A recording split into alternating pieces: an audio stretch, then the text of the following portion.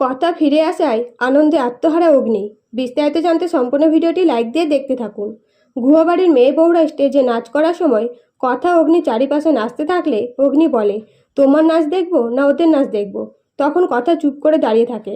তৎক্ষণাৎ দেখে দুজন মহিলা বলছে, খুব তো জিজ্ঞেস করে গেল নিরামিষ খাবো না আমিষ খাবো, তো কই দিয়ে গেল না তো এখনো পর্যন্ত। তখন কথা এসে বলে, অনেক খাবার আছে, আমি দেখে আসছি, একটু শান্ত হয়ে বসুন। তখন কথা প্রান্তিকদের গাড়ির সামনে যেয়ে বলে, খাবারগুলো এখানে কেন?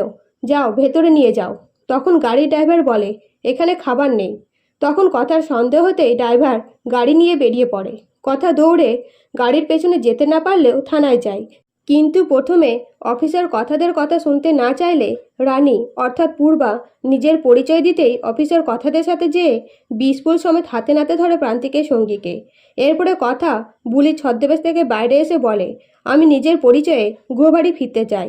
আমার কথা মনে করে আমার স্বামী নেশা করছে, সবাই খুব খারাপ আছে। তখন বুলির মামা অর্থাৎ অফিসার বলে, তুমি কোন উদ্দেশ্যে বুলির ছদ্মবেশ নিয়েছো মনে আছে তো?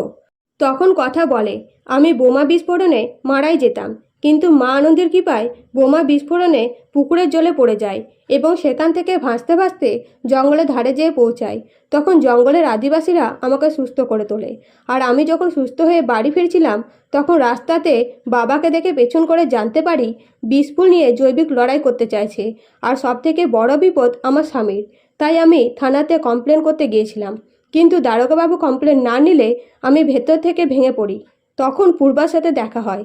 তখন পূর্বাকে সব জানাতে একটা পরিকল্পনা করি, যেখানে আমার স্বামীর ভালোর জন্য আমাকে ছদ্মবেশ নিতে হবে। এইসব মনে করে কথা আবারও বুলির ছদ্মবেশে বাড়ি ফিরে যায়।